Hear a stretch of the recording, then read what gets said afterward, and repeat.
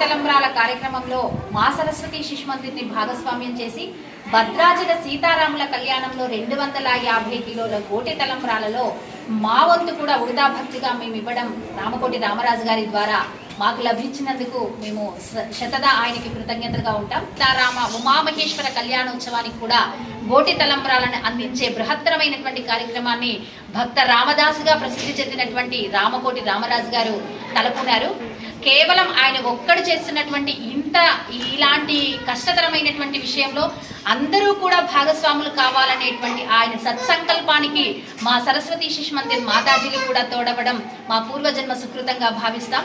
గజ్వేల్ పట్టణంలో ఈ నెల జరిగేటువంటి సీతారామ ఉమామహేశ్వర కళ్యాణోత్సవానికి ఇవాళ మళ్ళీ కూడా గోటి తలంబ్రాల కార్యక్రమంలో మేము పాల్గొనడం హర్షణీయం.